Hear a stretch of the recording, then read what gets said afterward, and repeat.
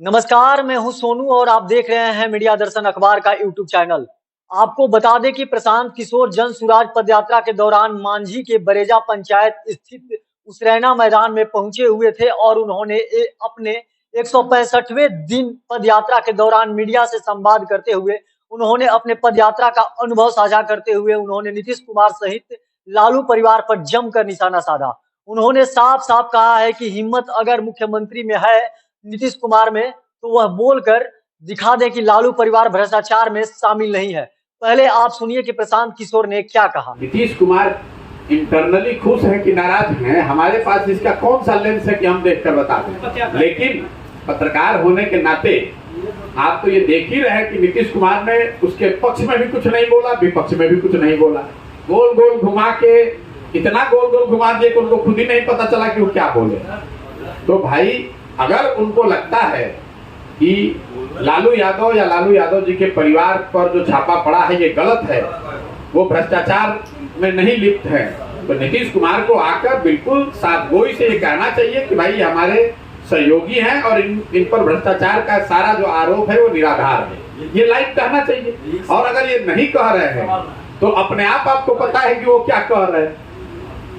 भाई नीतीश कुमार को ये जैसे आरजेडी के लोग चिल्ला चिल्ला के कह रहे हैं कि हम लोग बिल्कुल भ्रष्टाचार में लिप्त नहीं है, तो नीतीश कुमार को भी ये कहना चाहिए।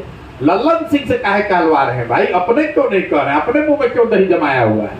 ये बताता है आपको कि नीतीश कुमार अंदर से क्या सोचते हैं कि हमारे बाद उनको भी मालूम है कि 25 के बाद तो मुख्यमंत्री बनना नहीं है, तो हमारे बाद ऐसी सरकार रहे जो आज से भी बदतर हो, ताकि लोग ये याद करें और कहें कि भाई कुछो कहो कतनो खराब रहे नीतीश कुमार के सरकार से तो ठीक रहे। तो आप नीतीश कुमार को नहीं जानते हैं, हम उनको बहुत अंदर से जानते हैं।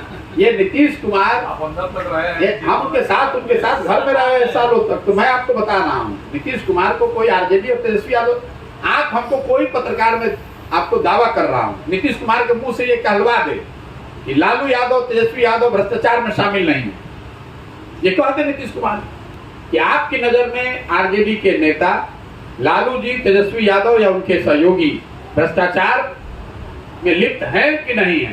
नीतीश जी कहते कि नहीं है, इसमें दिक्कत क्या है?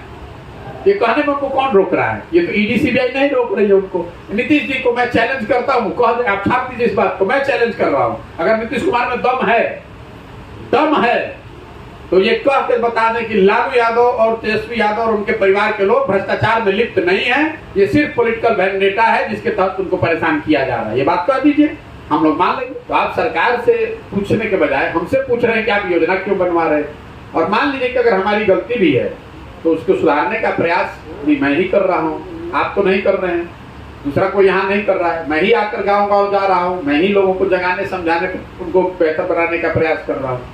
सभी में जो आपने जो ये व्यवस्था बनाया है बहुत अच्छी व्यवस्था है, सोच है, लेकिन बेसबब नेकी कोई करता नहीं, कुछ ना कुछ राज हुआ करता है। इसके पीछे आपका क्या इंटरेस्ट है? मेरा इंटरेस्ट ये है कि मैं इसी मिट्टी में मैं जन्मा हूँ, इसी मिट्टी का कर्ज है, तो मैं चाहता हूँ कि अगर भगवान ने मुझे बुद्धि शक्ति दी है, हम लोग पूरे देश में जाते हैं, जहाँ पर जाते हैं आदमी बिहारी कह के हंसता है, मजाक उड़ाता है, जलील करता है, तो मैं ऐसा समझता हूँ कि अगर मेरे पास शक्ति बुद्धि कुछ है तो मुझे बिहार को सुधारने के लिए प्रयास करना चाहिए। इंटरेस्ट यही है कि अपने जीवन काल में बिहार को सुधारने का प्रयास करें। अगर आप उसमें और मटेरियल इंटरेस्ट देखना चाहते हैं, इंटरेस्ट ये है कि जो आदमी भी बिहार को सुधारेगा वो तो इतिहास के पन्नों में उसका नाम दर्ज होगा, वो मेरा इंटरेस्ट है। 500 रुपया लेकर मुखिया जी को वोट दीजिएगा और फिर ये अपेक्षा रखिएगा कि मुखिया जी आकर ईमानदारी से काम करें, तो संभव नहीं है। तो सबसे पहले सही लोगों का चुनाव, समाज के स्तर पर ये जागृति आना कि हमें सही लोगों को चुनना है। दूसरा जो प्रयास है जन भागीदारी।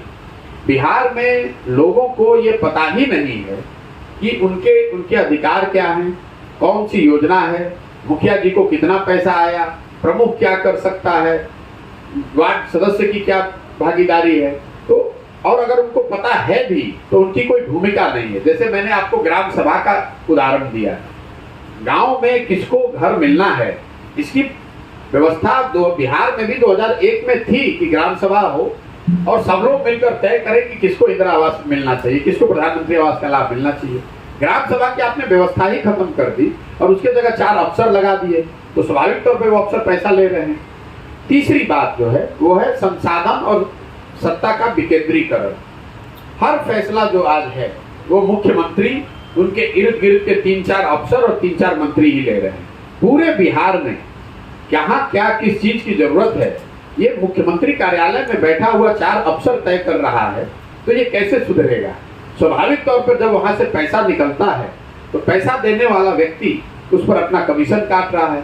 जो मुखिया जी लोग से आप बात कीजिए या जो भी जनप्रतिनिधि हैं वो ये बता रहे हैं कि कोई भी पैसा ऐसा नहीं है जिसमें आपको 20% 25% कमीशन नहीं देना है। तो तीसरा है सत्ता और संसाधन का विकेंद्रीकरण। हम लोग ये कह रहे हैं कि पंचायती राज की व्यवस्था में जो परिकल्पना की गई थी कि 1/3 बिहार विकास का राशि चुने हुए जनप्रतिनिधि पंचायती राज के जो हैं उनके माध्यम से खर्च होना चाहिए, वो चीज व्यवस्था लागू होनी चाहिए और जनता की बड़े स्तर पर भागीदारी होनी चाहिए। अब आप ये कह सकते हैं कि भाई जो पंचायती राज में, जैसे कि अभी आपने सुना कि प्रशांत किशोर ने क्या कहा, नीतीश कुमार का कुछ नहीं बोलने का मतलब साफ है कि 2025 तक बिहार की कुर्सी पर बैठे रहना है और 2025 के बाद इनका सरकार बिहार में अब नहीं आने वाला है। बिहार में हर फैसला मुख्यमंत्री और इनके इर्द गिर्द में बैठे 3-4 मंत्री और अफसर ही लेते हैं और इसीलिए बिहार में अफसर भ्रष्ट और तानाशाह होते जा रहे हैं।